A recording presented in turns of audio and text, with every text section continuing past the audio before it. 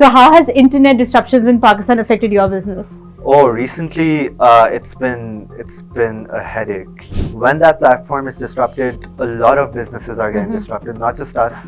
One of the mines in Afghanistan that we had access to, we actually traced it from China to one of the apartments on Billionaires Row in the USA. It was used in one of the bathrooms over there as well. So the main asset of Saraaf is the contacts, the relationships that yeah, we've built here. Iran is a sanctioned country. We can't really, But there are Pakistani traders trading with There Iran are. under the radar. But that is something you want to. We want to trade through formal channels only, but we actually want to become a platform where anyone from all over the world who wants to buy onyx, who wants to buy cotton, lead, XYZ, anything, any mineral from this region, they can just press a button and everything will be done for them, by us, by our team.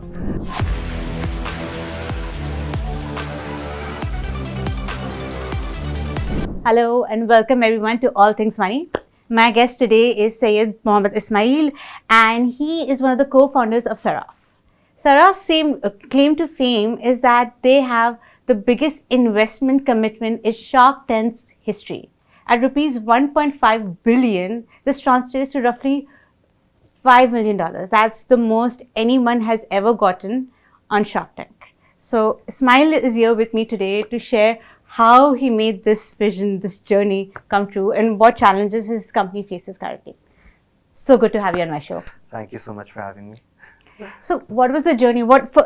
So few people know what commodity sourcing is. So maybe you could start with the history of Saraaf, the vision, and what do you actually do? Okay, so Saraaf basically started in 2012, the idea of it at least, where Bilal, one of our other co-founders, the original founder of Saraaf, he went to China and he discovered there's a lot of demand for onyx and marble from Pakistan. So that is where the idea came from, that we would source initially marble from Pakistan and export it to China. Basically, onyx and marble are dimension stones, so they're used in construction and a lot of other things, decorations as well. So that is where the idea came from, and when he came back to Pakistan, he started sourcing from Pakistan, initially marbles, and then he eventually went towards Afghanistan, because onyx is basically a translucent stone. Light can pass through it, so it is used in semi-luxury, walls and decorations. And the best quality onyx comes out of Afghanistan, because onyx basically comes out of the Hindu Kush mountain ranges, which exist in Pakistan, Afghanistan, Iran, and some of it comes out of Mexico as well. But the best quality onyx in the world comes out of Afghanistan. So that is how the journey started. In 2018, he met Asfan. They changed the business model a little bit and started exporting onyx only to China. And in 2020, the pandemic came. The whole world, fell apart. Everything went online. So previously, how the whole industry worked was that the customers would come in, they would select the material by looking at it themselves, and they would buy it on the spot. When the pandemic came, they needed that material. There was a construction boom as well throughout the world, and the onyx was in a lot of demand. So they shifted the model towards an online model where they would select through pictures and through videos, and they started trusting us as well to select on their behalf. So that is when we transitioned into a proper export-oriented business, and that's how we started. And it led us to become the top exporters of marble and onyx from Pakistan in 2021 and 2022.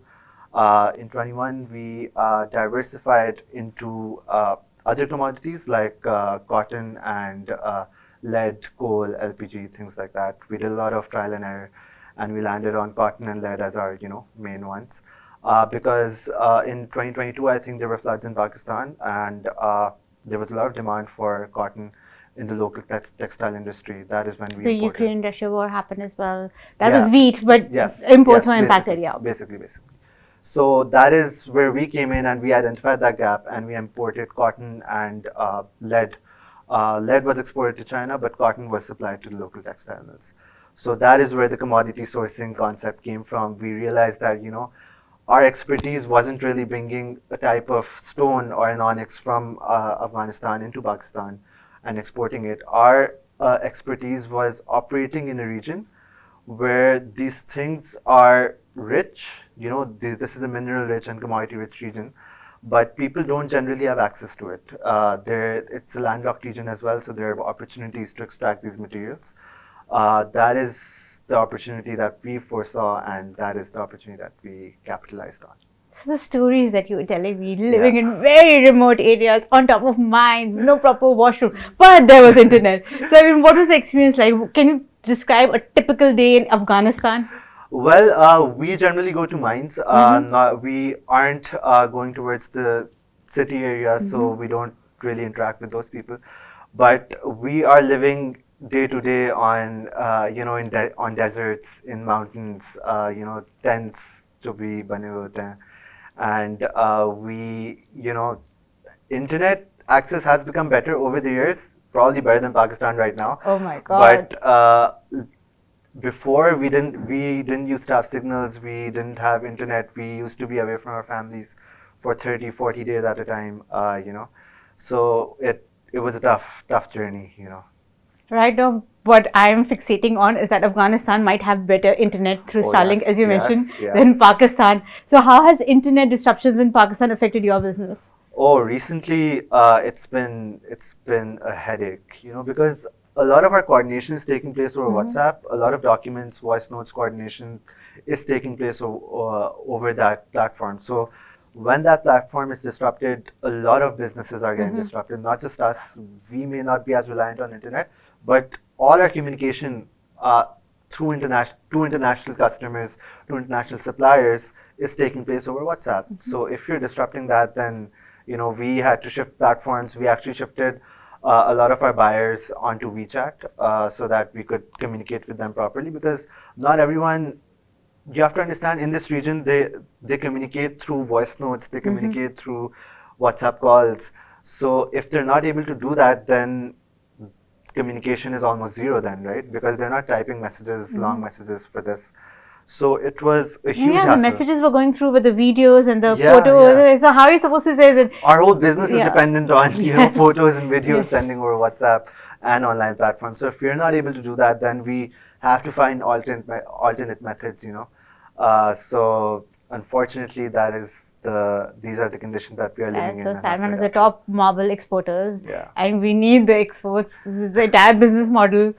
Shark Tank history, everything gets so tremendously affected. I mean, from something as basic as being able to send a WhatsApp voice note. I mean, that's not a hurdle you can foresee. And we actually want to create, because this sourcing industry has a lot of potential to go online. A lot of communication is haphazard right now over different platforms. We want to consolidate everything onto a single online platform. That was our main pitch on Shark Tank as well.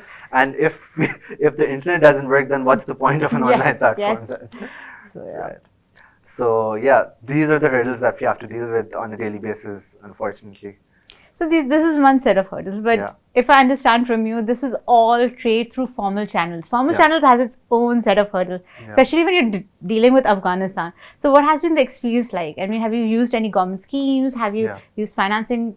If you talk about that today. Right. So I'll talk about each commodity separately, because the difference in the business model is separate as well. So for onyx, we have an export facilitation scheme, which the government allows you to import goods duty-free as long as you make some value addition and export them accordingly. So that is what we operate on. We have a factory in Mangopuri which helps us in this value addition.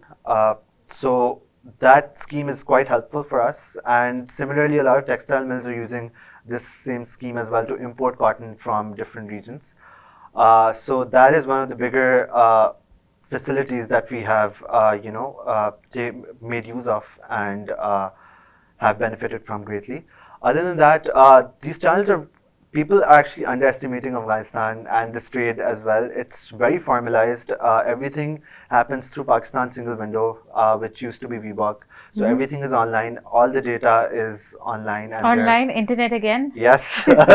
Oh, yeah, that is another thing, because they're operating on borders and everything, taxes are being paid online. So we actually had 3 to 4 days of delays.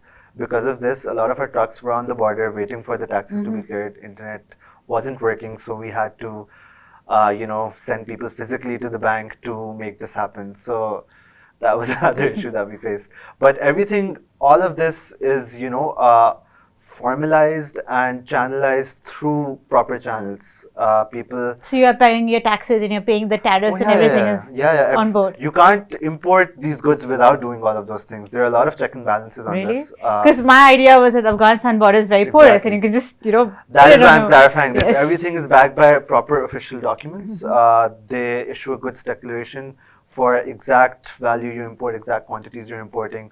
And the government departments are keeping a very close eye on what you're importing and what you're exporting, and if you're, saying what you're doing. And that is why I say there's a lot of import of export other than, marble and onyx that can take place. They have a very close eye on this, and I think you have to give them credit where it's due. So, but of course, these disruptions have affected overall businesses over there as well.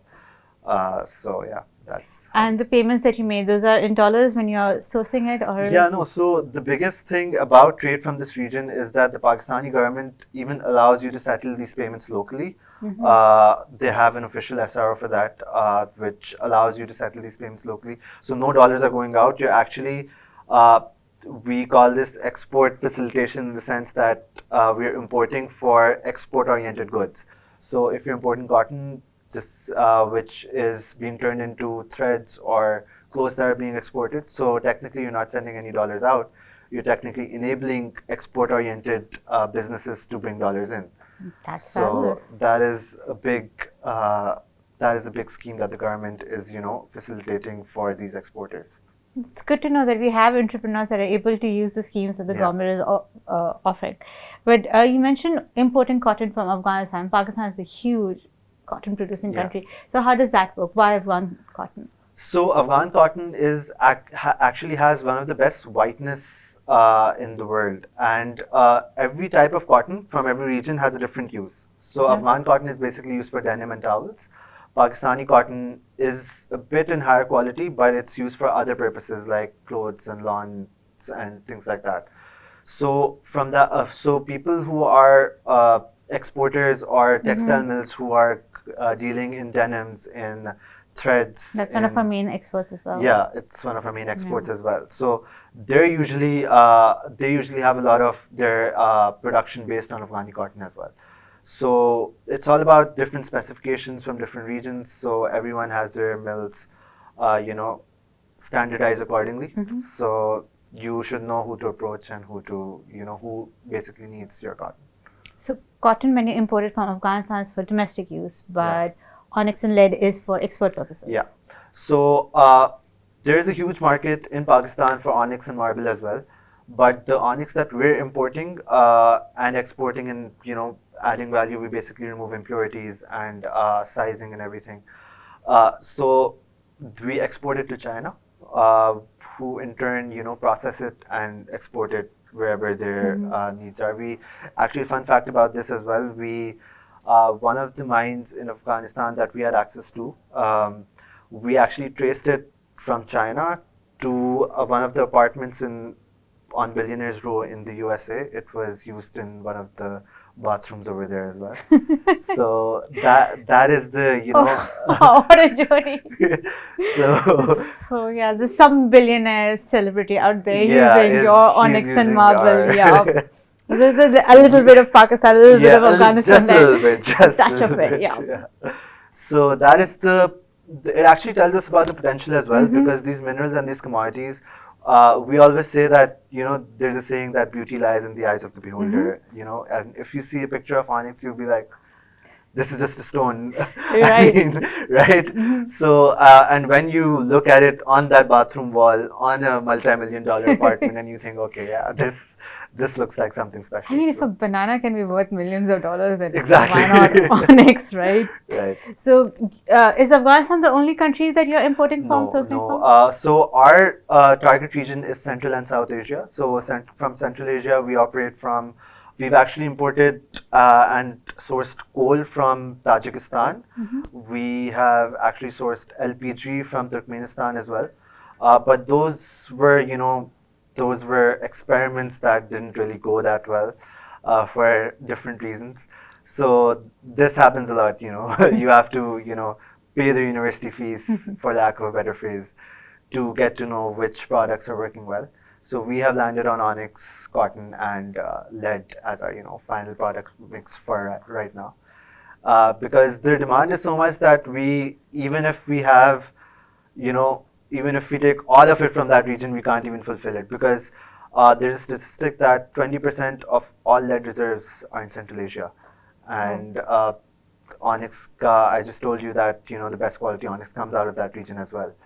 So the opportunities and the potential from this region is endless. So we are hoping that we consolidate our position in the current commodities, and then over time, of course, we delve into other commodities as well. Don't you have language barriers? You have China on one hand, Afghanistan on the other. So we do. Different cultures, different languages, very different cultures, very different languages. That is where strategic partnerships come into place. We have Chinese partners who are selling on our behalf, who are on ground and are, dealing with all of these language barriers, these cultural differences on our behalf. And similarly, we have strategic partners in Afghanistan, in these regions where we are operating from, who are doing this on our behalf as well. We are just facilitating all of them and giving them a platform to, get a supply chain in order. I mean, this has taken a long time, 10 years to figure this out. I mean, we've had our fair share of losses and our fair share of, people giving us the wrong ideas and everything. But we have set our controls in place, and we mitigate this by having strategic partners in these regions. So the main asset of Saraaf is the contacts, the relationships that we've built. So doesn't that just make you like an arthi for the agro sector? How are you different? Yeah, so Saraaf actually translates to guarantor or escrow in Persian, the language which is being used in that region. So that is what we're doing. We are becoming trustees between buyers and sellers. So the buyers from this region, they don't trust sellers from all over the world to pay them on time, and sellers from all over the world, they don't trust buyers that they will send the material that they're saying and they will deliver on their promises. So that is where we come in. We are guaranteeing suppliers their material on time and the material that they've ordered, and we are guaranteeing suppliers that they will get their payments on time as well.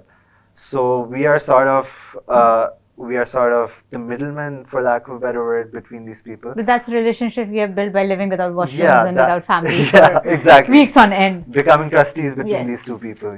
So that is how. I'm assuming that if you share accommodation and such we can't. It builds bonds. You've seen a little bit of it on Shark Tank, the video that they've made, but that is just. I can't even begin to describe. I mean, the first trip that you had over there, what was that like? I mean, the whole cultural shock of it. Oh, it was the social huge. shock of it. It was huge. I mean, for me, especially, I actually joined just 3 years ago. So I had my first trip in 2021. I've been there plenty of times since then. But on my first trip, I was like, where am I? But, there was this opportunity that we had realized, and we realized we had to make some sacrifices to, capitalize on this opportunity. So that was just. What's the business model? Say I have this huge textile mill, I want to buy cotton from you. Do I pay you first, or do I just say source it and you go buy it and then you give it to me, or do you take my money and then buy it and then give it to me? What's the model? So for textile mills, it's a bit different. For onyx, it's a bit different as well. So for textile mills, the demand for cotton is very, very high. So daily there are orders. People want to buy, the big textile houses especially, they have their daily quota set that they have to buy this amount of cotton to meet their needs. So we have that demand in mind. We are in constant contact with these textile mill owners, directors, whoever, and once they say, I want, for example, 100 tons of cotton, we contact our suppliers back in Afghanistan, Turkmenistan, wherever. We ask them how much are we getting this cotton for. They say this much. We lock the order, we buy the material, and then we place the order as well that this order is confirmed. We will deliver it in XYZ days, and the payment terms up till now have been on cash. That payment by cash I mean payment within 5 days of delivery. No credit, nothing like that. But we do offer the option of opening LCs for this because this is common in the industry. But so far, we have only operated on a model where they're paying upfront as soon as the delivery reaches. The textile sector did not go through a very good phase after the war with the very high interest rates and the recession. So that must have impacted your business a lot. It does, but truth be told, we are operating with only the biggest textile mills who continuously have this demand. They are obviously affected from this, but payments are a bit delayed, but they're still confirmed. So even when the LCs were not being opened, it wasn't a challenge? Oh, it was. That is why we shifted towards this cash model, that we would only deliver to you if you pay us within 5 working days of delivery. If you didn't pay us, then we wouldn't deliver to you again. So that was the But even then, that's a very capital intensive game. It is. You need to buy it, and then if they say sorry, I can't buy it from you, you have all this on your hands. So that is actually another reason why Saraaf exists. Because this is why the lack of trust exists, right? Because the cotton market, it fluctuates daily. So within hours, it can change. So people back out of orders all the time. That is why we exist. We stand by our commitments. Even if it's a loss. Even if it's a loss. Because, of course, you have to take that to exist in the market. But we don't let the buyer back out. We don't let the seller back out either. And we are the mediators in between. The recent interest rates change and the textile industries struggling over the last 2 years as well. That has impacted the business a little bit, but the demand is so high, the market is so big that honestly we haven't really felt that so far. But maybe if we're operating on a bigger scale after the deal, then maybe we'll figure something out. So this is the cotton dynamics. What are the business dynamics for the others? So for onyx and lead, so lead is a mineral. It basically sells itself based on the specifications that we are selling them at. So all our material for lead is backed by SGS. So SGS is the mediator in between. What is SGS? SGS is basically a testing company, you can say, international level. Basically, their test is internationally recognized that if they're testing a mineral, then you can sell it anywhere in the world. I can't really remember the full form, but the transaction is backed by those reports, so it basically sells itself. For onyx, it's a bit different because onyx is based on our skill that we have acquired over the years. We can identify material just by looking at it. Which material is good, which material is bad, which material will turn out to be good after it cuts into slabs. So that has taken a lot of years of bad decisions and for me, a black rock is a black rock is a black rock. Exactly. So we say that we talk to the stone itself, that we know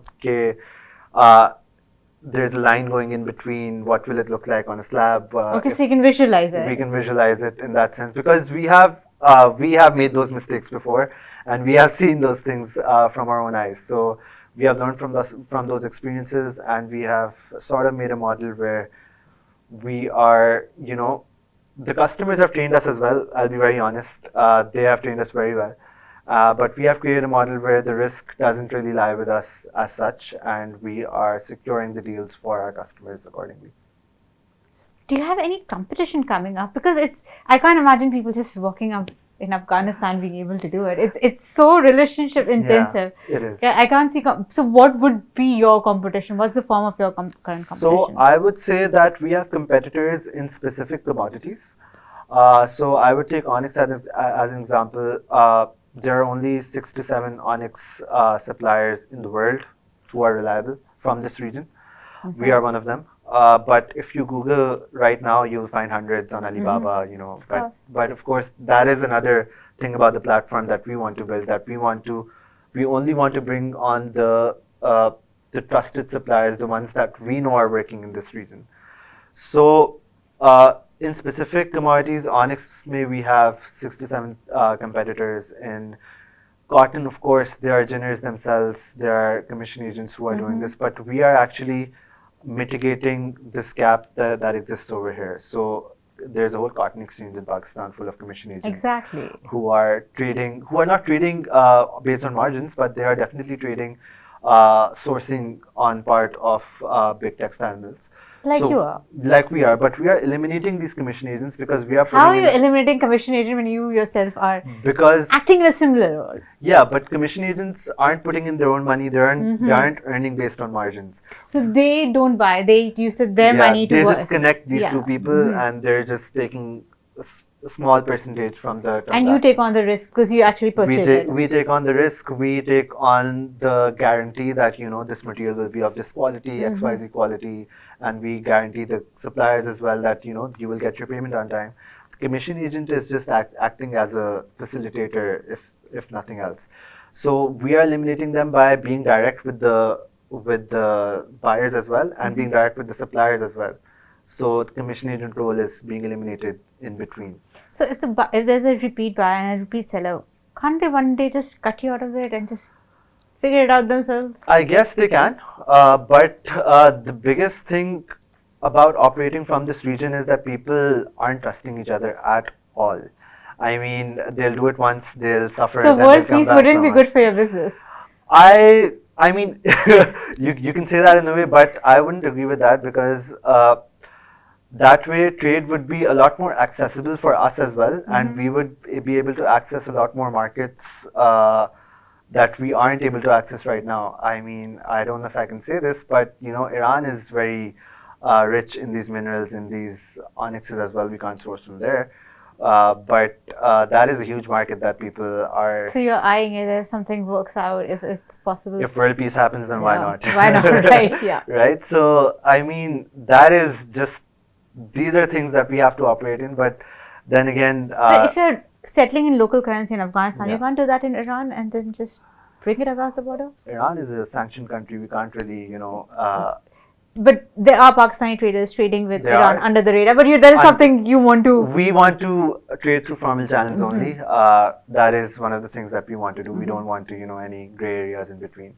So that is the reason why, if world peace occurs, we'll be the first one there. Okay, so my last question of the day would be, where do you hope to see Saraaf 5 years from now, 10 years from now? That's a very good question, and I love answering this question because people usually ask about the journey, what it's been so far. We have been a commodity sourcing company for about 10 years now, but we actually want to become a platform where anyone from all over the world who wants to buy onyx, who wants to buy cotton, lead, XYZ, anything, any mineral from this region, they can just press a button and everything will be done for them, by us, by our team, and they will be delivered their final product and they can track everything, they can consolidate all their documentation on one platform. I would envision Saraaf as becoming one of the biggest, hopefully one of the biggest commodity sourcing platforms operating out of this region. It would be great if we had a unicorn of our own. Hopefully. And Alibaba or an Amazon of commodities. That is something that we should target, yes. That is what it's really great having you in my show. Thank you so much. And thank you for taking out that time. Thank you so much for having me. It was a pleasure being here.